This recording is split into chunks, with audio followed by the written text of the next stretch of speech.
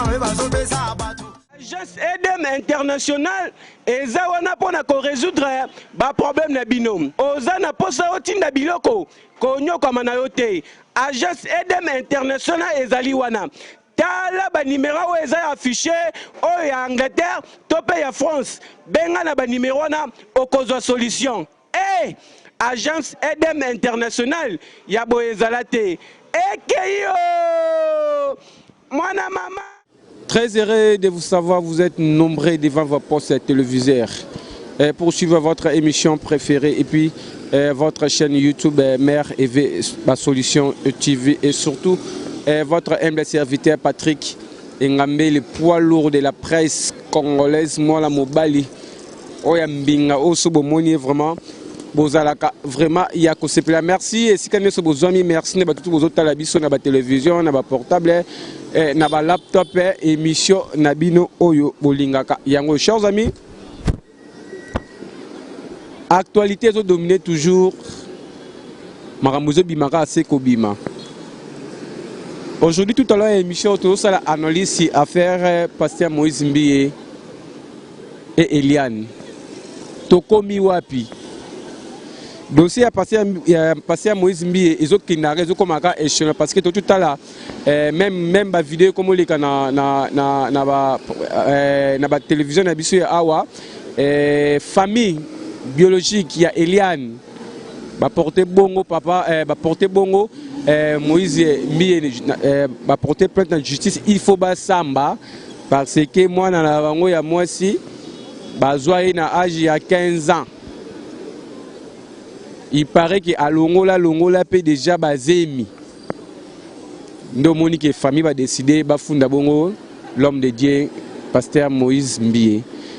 Tout au long de l'émission, je suis passé, je suis avec mon ami, je suis avec mon confrère Killer Kilesi. Auto message ko sala ka ba analyse. Toi analyser na yenge affaire yo et komi ko kende. L'émission peut aussi appeler sur analyse ya fort l'émission qui était moulo pour le roi Marquis. Auto moni na ba vidéo ndenge babengani na hôtel et pas ya Monsieur Borel. Il paraît qu'Akima na nyongo ya batu ya Monsieur Borel bon ndenge a humilié artiste musicien au nom de Jackie Moulopwe na misu ya batu. Merci na bato tout bolingaka Patrick Ngambe le poids de la presse. Merci na bato tout beaucoup. Vous continuez toujours à s'abonner sur Mère EV Solution TV. Merci aussi à toi. Genoa Bikoma na sima ya caméra okoyi ko fongola. To ya ma invité na biso ya mokona lelo Killer Kilesi. Bonjour. Bonjour Patrick Ngambe, le poids lourd de la presse. En tout cas, j'ai toujours eu de l'estime envers toi. Ceux qui adorent le progrès, moi j'ai toujours été derrière ces personnes parce qu'en réalité, bateau balinga un progrès et ça l'a bien makassi. Ça l'a bien makassi. Donc ça dit quitter là, quitter du théâtre, tina presse, ça dit déjà beaucoup et ça est fort. C'est les personnes qui apprennent. Pendant que yo apprendre, pendant que toi tu as voulu faire ce qui est important, beaucoup de gens critiquaient. Mais aujourd'hui tu es ce que tu es, donc moi j'ai dit que c'est une force et puis un bonheur et une richesse pour ces pays. Donc ça me va déjà droit au cœur. Et encore une fois là, Genoa qui assure derrière la caméra. Et puis bonne année à Batoutou. Et j'ai dit merci à Mère EV Solution parce que Mère EV Solution,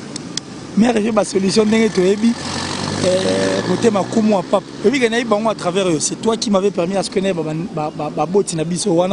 et ça ça me fera un grand plaisir. Alors nous disons merci à tout pour s'abonner. Pour ceux qui hésitent, abonnez-vous massivement sur Mère EV Solution. Et on signale que Aération Boromona Libanda, nous sommes en pleine avenue Kassavubu. C'est-à-dire sur la direction Chaba. Patrick Ngambe, le poids lourd de la presse, a décidé de venir. Alors, Bandeko Bazako hésiter à s'abonner. Abonnez-vous massivement. Pourquoi? Parce que si vous vous abonnez à la chaîne, ils vont permettre que valeur et vous du moitié du Congo qui est dans les Bosso. Si vous vous abonnez dans les chaînes qui vendent bien l'image de notre pays, qui vendent bien l'image, en tout cas, Bandeko Bazako Moussala Internet et Rossala Bisso bien. Et c'est aussi un seul soutien. Et le seul vrai soutien pour Nabino, Oyabino Panabiso, donc on dit merci encore une fois là. Bonne à Batoutou et puis merci d'avoir pensé à moi, Patrick Ngambe, de la presse, pendant le poids lourd. Voilà, merci Claire Kilesi. Tout me un peu analyser toujours quand on est au messana comme d'habitude. Dernièrement, tu as dit que solo ya basala nzambe, musicien chrétien, tout consort. par rapport à Mikolo, on est succès. On est Mikolo, on est succès dans le Marambo, tout le monde est là. L'autre, tout le monde aussi Eliane Ndenge Bandaki avec le passé à Moïse Mbie. Et Bandaki on est bagé. Mais les lots yo killer si famille Eliane bafundi passé à Moïse Mbie na justice. Tout ce qu'on a moi si Mamouki avant toi entamer Maramususu. Est-ce qu'il attend yo mo ozotala Eliane wana na télévision? Marambo azolo ba pinaki bazaki bina moi si na mobile. Et le passé à Moïse Mbie a prometté à Kaye. Après clip kaka sur basali clip il y a yo parce que c'est la fille au hasard na clip so boye baraté Eliane wana botala na clip yo donc azana na kati ya clip wana donc a promettre ya robala et donc makamusko et bandande wana. Qu'est-ce que tu peux dire d'abord na oyo la fille a bané ko na debi ke Musala Nzambe Bizanaye Musala Nzamba Saïla Basala parce que tu dis que Bible parle que on ne se manque pas de Dieu. Tu comprends? On ne se manque pas de Dieu parce que ça n'a dit et puis ça n'a pas ouais Nzambe parce que Moïse Mbie a déjà ouais Nzambe. Ceux qui m'ont besoin de l'écouter Nzambe ndé kandane kozala bobele likolo. Et jusqu'à présent tout le monde peut-être que côté morobo ya passé à Moïse Mbie et toi tini bato balé kana télé balo bato ba contredire tout bandi maram o Eliane azoloba. Qu'est-ce que tu peux dire d'abord par rapport à tout ça? Mais bon, quand tu dis que le pasteur Moïse n'a pas voulu envoyer Bandegobaya à la TV, peut-être qu'il n'a pas voulu aussi tomber dans un même piège que Mike Alamai, parce que Mike, il sali que Marambo est comme un minene mingi à Mike, parce que bateau bazana circuit les plus fermés à Mike Alamai, la télévision. Cédric Alamai. Cédric, et puis déjà avant ça, il y a eu les Yvette, il y a pas mal de gens qui ont parlé en tout cas par rapport à cette affaire, mais du moins, le fait d'envoyer Cédric aussi après, et ça là qui est dégénéré qui situation. Peut-être que le pasteur Momo. Et puis Cédric a quoi accepté que oui, Mike a peigné la solo. Officiellement, on a émission Les Ketchou.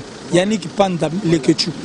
Moi, alors, ça dit, c'était dans cette émission. Alors, peut-être que Momo n'a pas voulu, ou soit Moïse Mbie n'a pas voulu à ce que Bandegobert ou le Balobana, comme on est au risque que Batumoussouba Rambo et en côté. Donc, et Rose à la peine, Morobo et Ponaye, il y a que Makiele Zalazala. Alors s'il faut parler de cette fille Eliane, à part ma fille, le fait de descendre dans une voiture d'une personne, et gros, à la preuve, il y a Moutou à violer,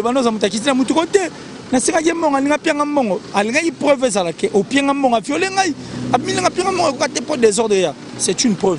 Mais depuis qu'on n'a pas non, on a mon témoin si moroboy. Entre guillemets, au bimana on balite, on bala gouta au tiopo gouta été, au bagazé mionnezaï. Même conscience na yo est reproché à 100% au roi Lobayamoté. Donc, la fille Eliane, le fait de venir nabacher dans la télévision, le fait de venir sur internet pour parler de cette histoire, c'est qu'elle est consciente. Et puis elle sait. Parce que prendre le risque de parler en mal, Ndeko Moïse Mbie, et ça risque. Parce que Ndeko Moïse Mbie a ça kilo ya mbora we. A ça éroté. A ça symbole te. A ça kilo na mbora we. Influence moins mingi. Influence moins mingi. Donc ça dit prendre le risque de venir parler en faux Ndeko Mike et Ndeko Moïse plutôt, et ça risque. On comprend. Donc Eliane va faire notamment à l'œil Marambo parce qu'elle est consciente. Et puis elle est sûre, elle est très sûre de ce qu'elle est en train de dire. On comprend. Donc c'est tout à fait normal qu'elle vienne à la télé dénoncer Biloro Mobo. Mais ce que nous avons vu, ce que nous, personnellement moi j'ai vu, on dirait moi à la va-vite, à Salé Marambo Ndego, nani peigner la salité. Peigner les menen, c'est-à-dire Saline Ndego peigner la salité. Ndego Peignel était un peu plus mature par rapport à elle. Et bon, on comprend. Maturité pas peignée parce que Peignel on dirait pas à mon colon à Epo. Il y a le cas par rapport à âge, il y a manipulé. Bon, à part de manipulation à 15 ans déjà, Mouton va déflorer, on a 15 ans. On a 30 ans, non? Non. 20 ans. Eliane 20 ans. 20 ans, ça dit surtout 5 ans, si il n'avait que 15 ans. 15 ans, c'était une mineure. Avant, voilà, ça dit 15 ans. Déjà défloré, moi, si on a une tête, moi, si on a une sera lingi, mon colomo a expérimenté, n'est kumbara. Ça dit, moi, ça a commencé à biloro moboé, non, salate. Donc, peut-être qu'elle n'a pas eu elle n'a pas pu réussir à réunir tous les morceaux possibles pour permettre Ndeko Nabiso Eliane Bafeno à établir Bafeno surtout à exposer Makambutu. Donc elle a fait des choses en sa manière, elle a fait des choses parce que c'était une petite fille, elle a fait des choses par rapport à ce qu'elle était en train de voir et par rapport à ce qu'elle a vécu, par rapport à cette pression et par rapport aux menaces, comme elle a dit.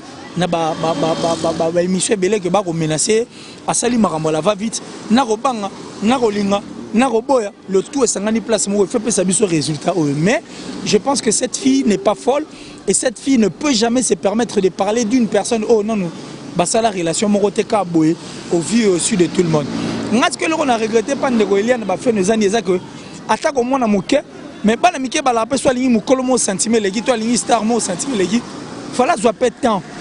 Il y a Robert la paix moins de connaître mon bandit. À Robert la paix, oh Ginette, Ginette.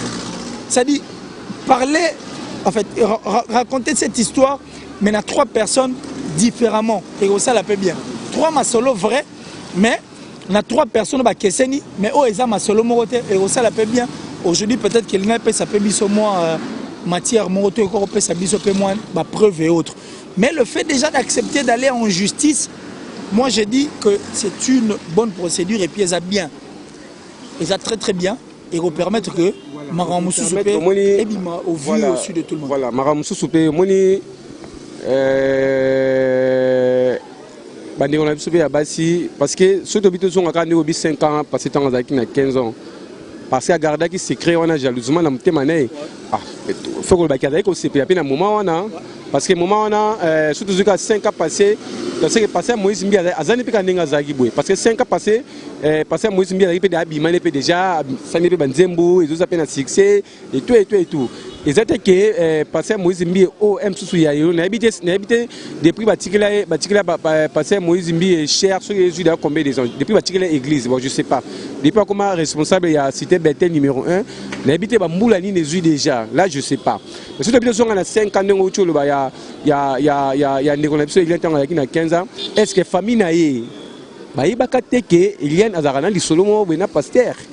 To Eliane azaka regarder secret to ba prometaka nini pour ezaki avanda na secret on a lelo nde abimisa yango na média.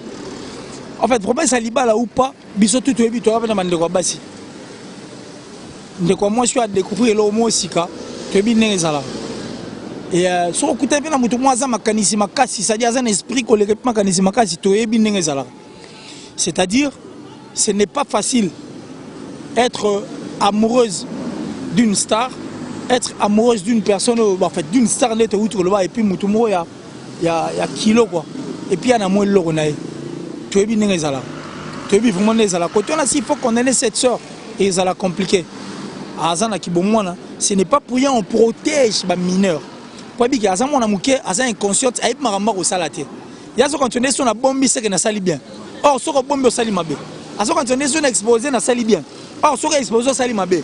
C'est cette inconscience qui fait que l'État à côté là ka muto Azana mineur, muto Azana moké. Parce que ayébité et le reni fois ça là. Aïe mabé na malamu. C'est ça qu'on muto na yebi nzambete. Moto na yebi nzambete, Azana difficulté quoi parce que oh na sali bien, oh na sali mabé. C'est pourquoi Dieu ne tient pas rigueur aux personnes oh non nous ba yebi le vrai Dieu était. Le fait de connaître le vrai Dieu sur Buki Mibeko, bah on a dit ah, et ça n'est l'état pas tel l'Arabie Saoudite. Soldat va punir ça autrement que civil, parce que soldat a dit Mibeko l'entièreté nango, mais un civil a ça censé pénater à 100%. Tu comprends? C'est de même qu'on a des mineurs n'eng ba tel ramangam bon donc ba mineur ba ça exempté na n'eng moroboy. Negolian, je pense que qui bon moi là, tam super traumatisme. Peut-être que pression. Peut-être qu'il y a eu le remords avant âge. Peut-être. Moi, ça dit que les autres se retrouvent dans la situation. Donc, moi, je ne veux vraiment pas tenir rigueur à cette fille. Je vais sur le bas. Mineur à mineur. Mineur à roi moto bin zambete. Mineur à roi moto bin miberote. Moto bin miberote. Moto bin zambete. Moto bin pe makambuté. Tu auras la difficulté. Il y a taxer de tout. Soit il y a réprimander, soit il y a punir. Donc, moi, je reste dans l'anglo et je regarde ça comme ça. Il y a Maramongo, il y a la publication, la vidéo, parce que dans la vidéo, il y a un moko penza bolumbo. En fait, c'est là, il y a un dimi qui est mais à ça, les gars, on tient de leur mobile. Et par là, qui a publié, est-ce que c'est les pasteurs ou mobile ne mususu nda publié Eliane, je sais pas ce que d'arriver na mibali mususu parler à killer na habité yo monaki aspect il y a vidéo en ndeni parce que la fille a question abi que oui ezanga na salle comme les comme mobile na ngai. Et qui a publié cette vidéo? Est-ce que tu crois que c'est le pasteur? Bon, tout est possible. Tout est possible. Je veux vraiment rester au milieu du village. Déjà au départ, mon frère à l'entrée de jeunes tout le bakia et puis depuis ma émission, ma makambo et bandi, biso pense auto ebi, bato to banoko mona bassin, lelo makambo basali biso. Tout le monde de Michel Bakenda, peu importe le pardon qu'il a demandé, nous l'avions pardonné. Tout le monde. On a peigné frère Michel. Tout le monde. Moi c'est regarde. Depuis que ça me vient à Pambola bango. Eh, parce que nous de Dieu pardon. Biloko basala ngona pardon. Ngana okamane ni ba ko sela ngona banda ko balate. T'es nata normal. Ce qui réellement bolingo ezala bana le sexe. Ah t'es ne comme Michel Bakenda photo banda. Surtout Cédric Bodo, Kayeme. Ah non. Dieu t'a béni. Dieu les a bénis en tout cas. Si ça ne dépendait que de ça et qu'il y a inutile de chercher beaucoup de femmes. Ce qui réellement il y a une femme qui a beaucoup d'argent, qui adore les sexes en tout cas frère. Mais s'auto-proclamer tu verras que tu vas trouver une bonne femme. Ce sont des personnes bénites. Que Dieu vous bénisse encore davantage. N'est pas béni Sabino n'est maman ezala. Mais tous sont appelés place autour le marambo est sensibilité zali. Moto azo reconnaître que après ça qui est l'oroka yonne muto nango. Un secret qui est de moi et toi. Ngano to ba secret. Ba secret ngano to nango sono ngongo libanda. To ba secret o yo za nango nanga soko yo ngongo libanda oyebi. Ngam na obisango. C'est clair parce que c'est moi, c'est bien moi qui ai parlé, c'est bien moi que toi tu t'es confié, c'est bien moi qui s'est confié. Donc, si notre soeur, notre petite soeur Eliane a fait une vidéo, on a estimé qu'il y a un remettage qui n'est pas de Momo, nous avons une réponse à refaire ça. Peut-être que pour nous refaire couler, pour une minute, tout ce qu'on a, tout le monde a la réalité, tout ce qu'on a irréalité, c'est-à-dire on reste irréel. Ndeko Momo a Roluka a protégé, Ndeko Moïse Mbi a Roluka protégé vie pastorale naïe. Ndeko Eliane a le bien Michel Belé que je suis appelé à être femme un jour. C'est que Ndeko Père ko protéger qui bon moi si naïe. Tout ce qui la na réalité. Parce que yo le bien ngali kamo na mo mneke za solo et comme misangam. Yo po selo mo za solo comme misangam to sani. Qui est derrière Eliane? Vous voyez qui est quoi frotté l'homme de Dieu le quoi l'homme de Dieu quoi le quoi parce que Moïse Mbi azana na mbongo ebele azana ana influence na mboka oyo s'il te plaît toi qui est malembe azana influence ebele mais siko Eliane on a tia comme une justice na za simana justice ya pona batutu. D'ailleurs, il ne faut même pas dire ça parce que non mais lâche-moi là. Mais il faut avoir des moyens pour foutre avocat. Non. C'est la justice. La justice c'est quoi? Et ça équitabilité, c'est le milieu. L'église au milieu du village. C'est-à-dire, il faut protéger le faible et le fort. Vous comprenez? La justice, attends. C'est ici, dans notre... il faut tout le monde l'équivoque, tout le balingala.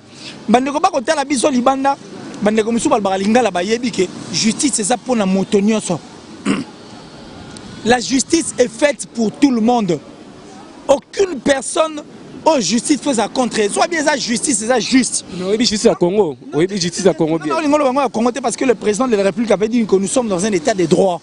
Un état de droit, c'est là où la justice doit être établie. C'est là où la justice doit être une justice juste.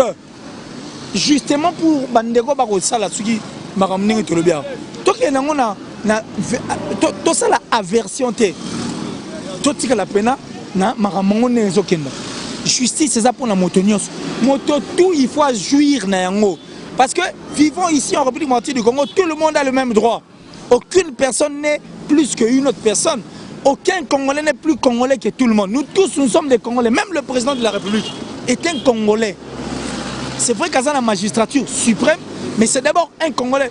Je salue ASP. Ilonga, je vous salue, maître.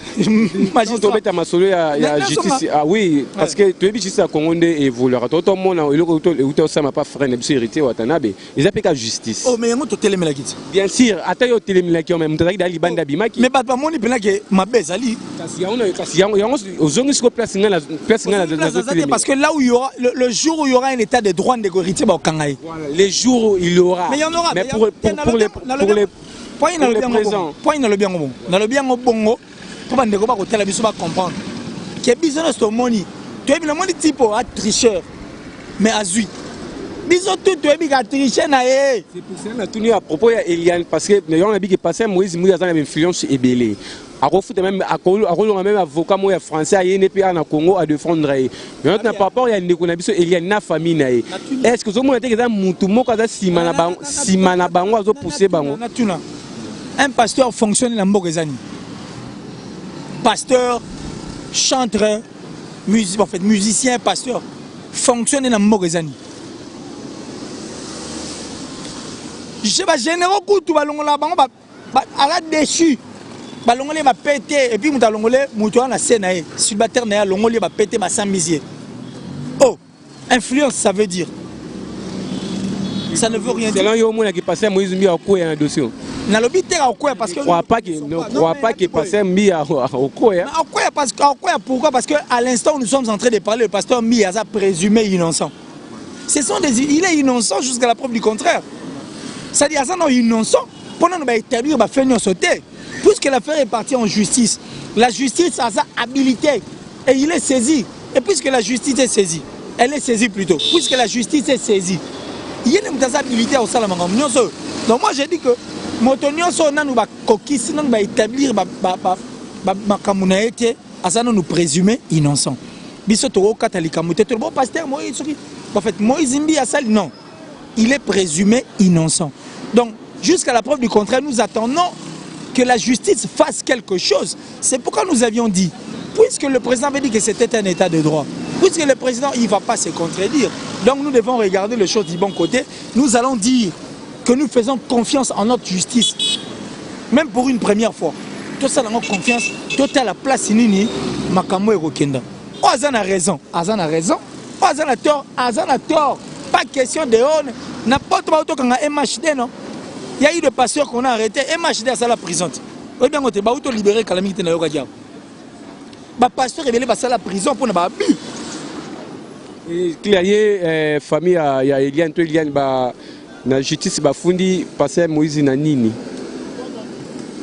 Quand il y a viol, oui, mais on a pas fait ça. Nous se faisons la carte. Nous se faisons la carte. Déjà, sortir avec une fille moins de 18 ans, ça viole. Et puis faire avorter une personne, tu as dit que faire avorter ça comme bon. L'État ça a marqué. Il y a un autre volontairement pour ça qui était à l'époque. Ça mineur, la mineur a inconsciente. Au lieu qui t'aime là-bas non. Au lieu pas protéger la mineur. Oh, d'abord son assistant à la justice, son assistant à la procès, il y a mineur tiens. Il y a ban. Au sambanete sur binamom qui au sambanete. Au sambana titeur nae. L'enfant viendra à lobby makambo ya yebi au amoni. Na au salier. Il y a kenaït. Au sam parce qu'on a titeur nae. Viol les élèves ma bé. Parlons un peu qu'il est si n'est qu'à tout ça tout me coula capé analyse yangoua n'a pas simboté et pas y a Dieu merci Mbokan l'international Dieu merci Mbokan y a maman Marlène Tessa Dieu merci Mbokan y a maman Marlène Tessa bambote na aussi gozali pasteur tout pena bosunga biso na likambo tout ça ba analyse parce que makambango et ça la vraiment kitoko mingi te pasteur lebo kanza moto na nzambe nzete ambila bino ba pasteur Ferdinand Konzo ya mama Yuyu Swami bota la dossier ya ba pasteur Moïse Kondilwa ma la continuité maman convert Luwawa la maman de Agel Luwawa et ça ma Luwawa bota la makambo ba sala nzambe ndenge zo kene vraiment kitoko te kila sin c'est là yo. En fait, ils ont juste analysé tout ça là. Pour nani te tango likambango e renyaki. Ba parents ya Eliane. Quand te bagné ko luka pasteur Moïse Mbi entre basola en famille. Tala pasteur moi na biso lobi boye o abizana ye o salabo bayo kana ensemble ce qui s'agit que pasteur Moïse a dédommagé mais ezala en coulisses que les lots comme les Canada médias, médias en ligne, médias en clair, et ça vraiment mal mingté. Qu'est-ce que tu peux dire par là? Au moins tu fais pas ça le Romora Bongo, to ba ke na encore la TV pour dire que akofuta bango bongo belé. Bon, en fait, dans deux volets, hein, moi je reste un peu en tant qu'une personne qui est consciente, qui réfléchit. Biso tout est place, pasteur occupera la mort en abisso. Et nous connaissions comment Batouana comment est-ce qu'il va gérer Rabat. Si cette histoire est vraie, hein, tu sais combien de personnes qui seront libérées.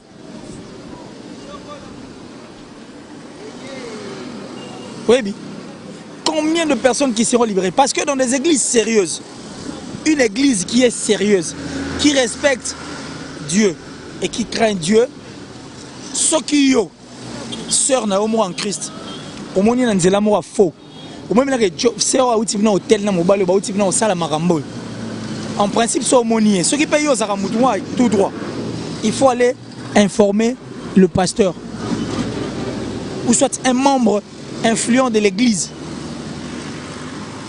Ou soit-il pas influent, mais il faut aller chercher moto à la responsabilité. Voilà. Vous savez que dans mon sœur Huguette, dans l'hôtel tel, dans mobile tel, basalagi boy, bautaki boy. Oui bien. C'est important. Il faut faire ça parce que la sœur Huguette elle est à sa renom l'église. Et puis à sa image dans renom, à sa image de l'église. Ce qui est arrivé, c'est que nous avons l'église d'Abino. Mais à mon sœur Huguette a mis dans l'hôtel. Automatiquement, ça nous a découragé. Voilà. C'est ça au fait. Et c'est ça le plus grand problème.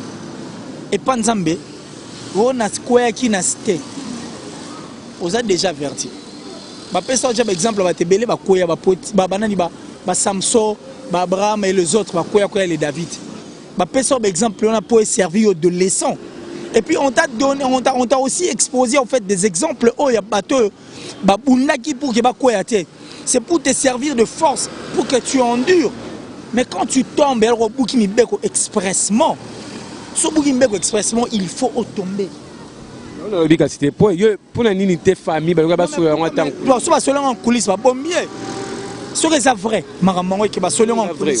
si c'est une histoire vraie, et que Moïse Mbie abimaki vraiment na ndekolian bafeno et puis alongoli saki bazemi. Si c'était une histoire vraie, n'est-ce pas que soit que selon en coulisses ba couvrir ba tiki peuple de Dieu d'aveuglement.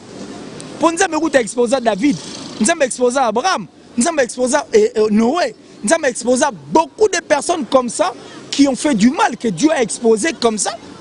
Dieu qui est amour, Dieu qui aime, Dieu a exposé et toi tu veux garder bavure, ya bateau, forfait. Non, il faut servir de leçons et puis ils doivent aussi permettre aux autres à ce que comprendre que nous sommes alliés, nous sommes c'est la logique de ceux parce qu'ils ne sont pas plus que Dieu. Si Dieu a exposé David, qui était l'homme selon son cœur, si Dieu a exposé Abraham, si Dieu a exposé Samson, si Dieu a exposé Batunion, soit exposé Kiwana, pour que servir de leçons, il faut est-ce que Moïse ou les autres, ceux qui sont plus qu'Abraham, plus que non.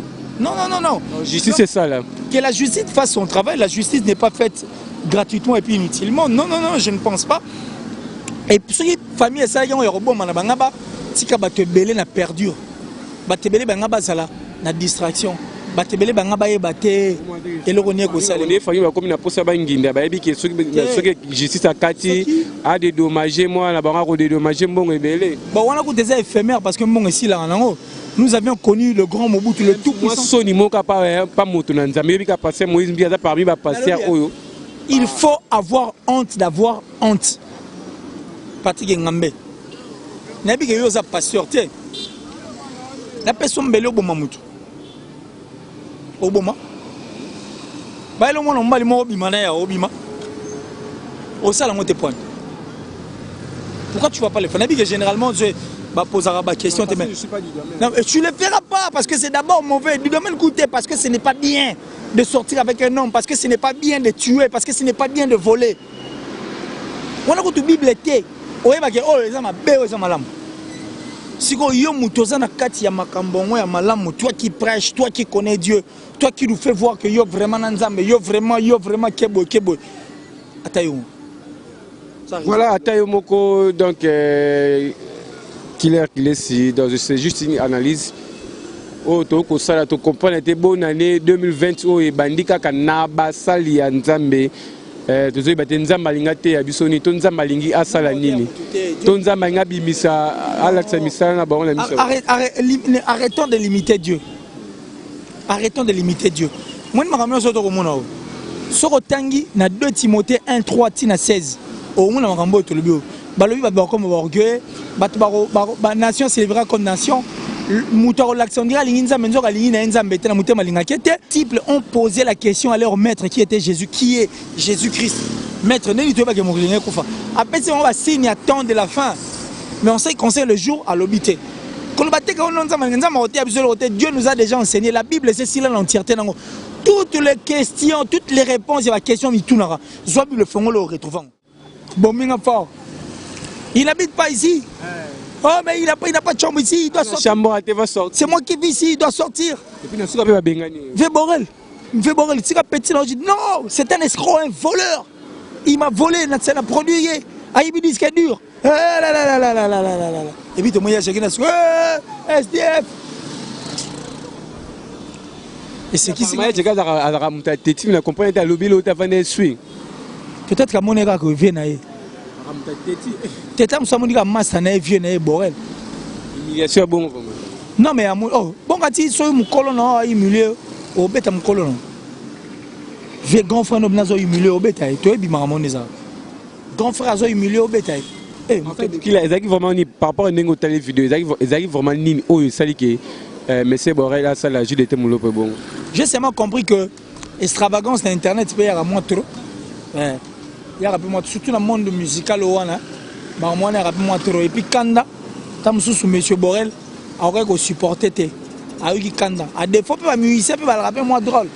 Il quand moi quand ça peut simple to selon ba bengo yambate. Et puis après Kanda. Non, ça dit aussi la nara. T'es moi yo pour là la ola muga retard. Eh au bien là na aussi zango. C'est normal. Mais quand même c'est pas bon par rapport à Monsieur Borel, il y a Jude était moulo pour coopérer déjà, je crois na ba nzembo mususu ya Jude était neti beluka makambo, Jude était tanga ba kombo na ba nzembo belé. Même si Jude était na nyongona, est-ce que manière ya osala mutu puis le comique a bon, on va la mutu comme au filmer. Et on y est moko Monsieur Borel ndaza ko filmer.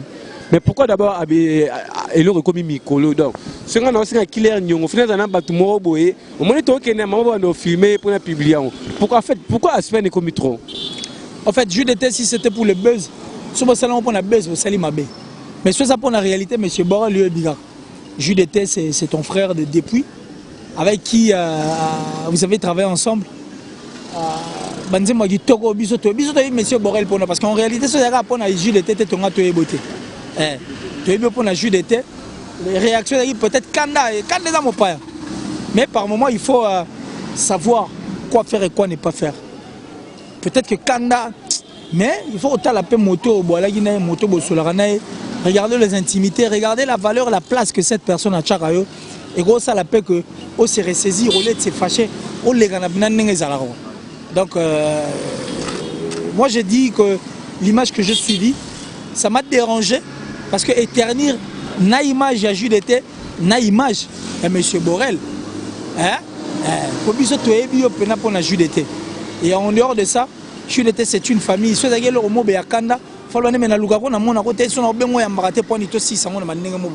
pouvait encore faire bien. Mais le c'est le tour net. Internet il peut saluer buzz monde entier monier comprendre que Jude était donne mon argent un escroc. Il n'habite pas ici, sortez la voilà, qu'est-ce que tu peux dire à Jackie et les vidéos partout. Un petit peu comme la bourre à moi, bassine, on voit le banni artiste, mais c'est par rapport à l'humiliation qui est Moïbi et tout comme ça. Ya Jackie, c'est normal. Normal, parce que par moment, il arrive au Maramo et ça les marapé boué. Vois ça autrement. Mais esprit on a paix à qui artiste, esprit on a paix à qui Wenge, il faut tout changer de côté. Ça aussi important. Le Wenge, l'esprit on a fait le parce que l'esprit on a l'ingapénza mingité. Esprit Wenge 12 oh non, moi je n'aime pas cet esprit. S'il faut négocier, et là, il faut tout négocier. Comme il faut répondre au téléphone, répondre à l'amiable, c'est la famille. Imaginez que Sola qui est avant. Tu penses que tu as fait un plateau, tu as solo. Et là, même Dieu qui a créé le ciel et la terre, à Salangon a Liloba. Liloba, il a force, et puis il a mère, et puis maîtresse, il a la parole. Voilà, merci Kilia Kiles, je crois que comme Nabiso, na souka ya émission. Voilà Kilia Kiles, aussi ça. Eliane et puis notre pasteur Moïse Mbie. Qu'est-ce que tu peux dire d'abord à la famille d'Eliane, au lieu de la justice? Et qu'est-ce que tu peux dire aussi à l'homme de Dieu et le pasteur Moïse Mbie, au Lelo, Naba TV Nyonso, Bazota la Maram Oyo, famille Eliane, par rapport à l'église Cité Bethel, il y a beaucoup de personnes.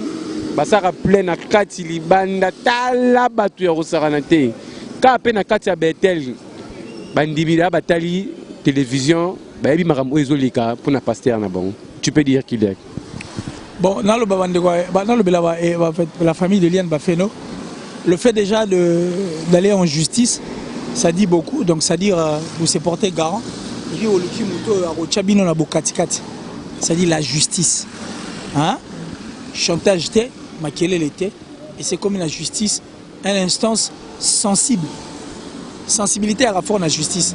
Alors, laissons que la justice fasse son travail.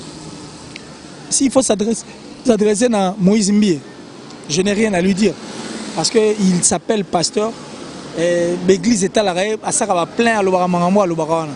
Les routes à Bill, l'Obanzam et la au Saranate, à ça quoi soldat ou Bibeko. Servir Nzambe en vérité et en esprit. En esprit et en vérité, c'est très important. Alors, moi je veux essayer un peu de décourager partout dans le monde entier. On va supporter toi en plein avenue Kassavoubois, la direction Chabana, donc tu retourner mission à Balabala. Alors pour décourager le chrétien, on a un monopole, il y a l'eau, la zalate. Oh, mutumo qu'on va dans l'île, la thé. Balobilo les a faveur moi immérité.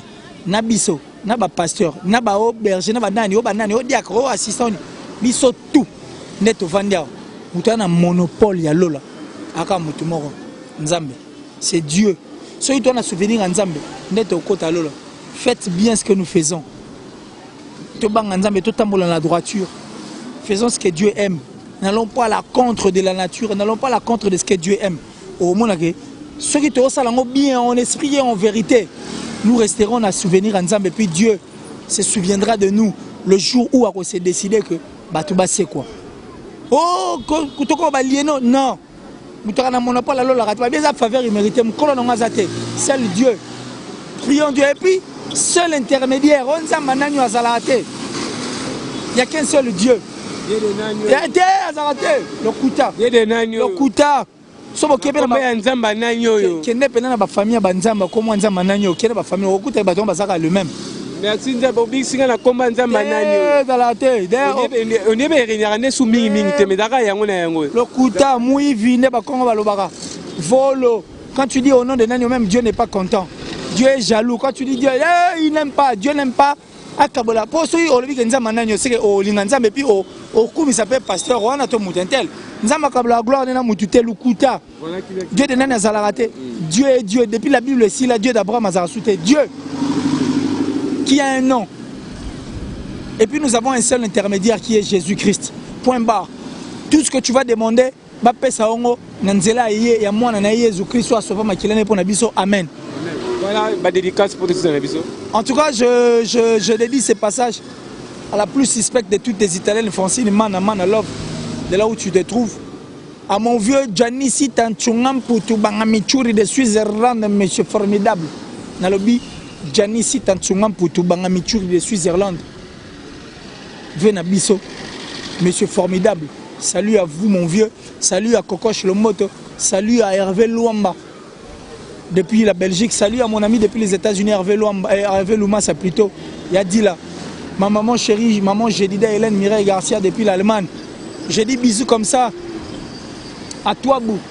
Hein, c'est-à-dire, toi, je te salue.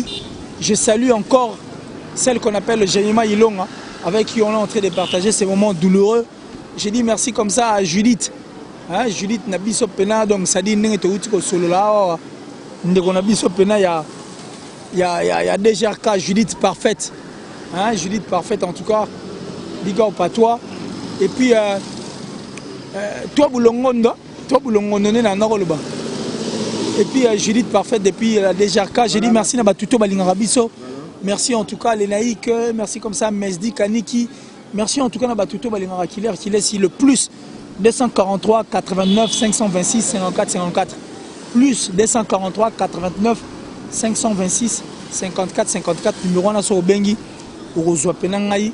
Et puis Facebook Killer qui laisse na El Moro Killer qui laisse. Et ça la biso bien qu'on se parle. Et puis la vie continue en tout cas. Voilà. Que Dieu bénisse la République démocratique du Congo. Voilà, merci. Que Dieu bénisse la République démocratique du Congo. Nabasala Nzambe nyonso Nzambe apambola bino parce que tout monde a makambo. Basala Nzambe maraba ça biso ya minene. Voilà, eza analyse juste eza analyse tout ça la tout ça contre Mutute. Ndenge na lobara toujours tout ça contre Mutute mais tout ça la makambo oyo oyo monena parce que biso kutu ndebo benga biso ba pagano mais tout ça na limite ya makambo susu. Tu as une église, tu vas venir passer au thème liboso, tozo yoka oyo zoloba et puis vous insistez to sali la oyo zoloba. Oyo Bible zoloba. Mais vous-même le pasteur, vous sali la ma commune Nzambete. Mais vous tine net biso to sali la ngo. Vous si biso alcool les amabe mais bino va passer bon mais la alcool. Ah bon les niveau alcool. Comment alcool. Respectez les femmes d'autrui mais bino moko basala Nzambe nde batu na sima ya ba wow. Personne peut solo ka. Tozo kende wapi. Le pasteur ba mission chrétien to bongisa etamboleli ekozala malamu mingi. Merci beaucoup. Kumuya pape oya bato mère rêvé merci na confiance neto lobaka toujours yo mwana mobali o za na problème ya mokongo bo pikiliki bo kungu bo nzoto esala rasusu te mama na mbeto a déclarer kaka balobi benga mère rêvé na numéro wana ozana posa tanga wisi ya solo o kitamata ankoro mugomboro lapin mwamba benga mère rêvé ba kisane comme le moment na palais bino pe basio moto esila bino bokoma pio lokola chambre froide ozana maladie ya obela maladie ya kolokoto épilepsie batache na nzoto benga mère rêvé azawana pona bakisi na bino akosalisa bino kitoko makasi. Big dédicace à Dieu merci Mbokani l'international congolais le jogo le plus suspect. Dieu merci Mbokani ya Marlène Tessa. Bambote Nabino et Sika Boza depuis Belgique, Mbote na pasteur Moïse Kondi, l'homme à la continuité. Pasteur, il y a vrai. Aïbsenga, pasteur Moïse Aïbsenga, Patrick, il y a des dollars à faux, et ça a vrai, et ça a vrai en tout cas, pasteur. Pasteur Moïse Kondi, il y a vrai, et ça a faux, et ça a quoi. Pasteur Ferdinand Konzo, Motema Maman Youswami, depuis Hollande, la diagonèse Maman Nabiso Convert. Convert Louawa, la maman de AG, Louawa et Salma Louawa, Bambote Nabino, Tuesika Bota, na Hollande, Nathalie Capita ou Capita, Nathalie depuis Angleterre, Bambote Noyana, Nadine Loumaya, maman Nadilan, Arlette, Abidje, Barlette, Bambote Skabota, la biso, Titi sur le thème ya Titi, c'est pourquoi pas à toi Jérémy Louye et For You. Merci aussi à toi Génois. Bikoma na sima caméra les fantomas du théâtre congolais en Suluzolo motema ya mama Sarah Molobe Bambote Sika bozwami na Belgique nga na bino tukutani mbala sima pona numéro ya Sika. Bye bye.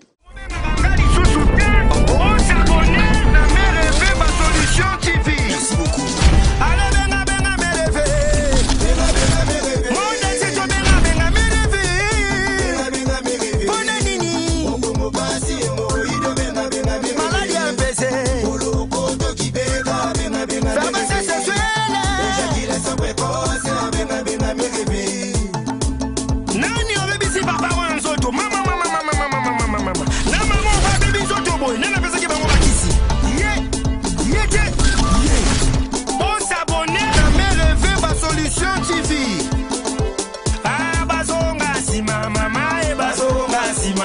bakisi na bango mabe bazopesa bato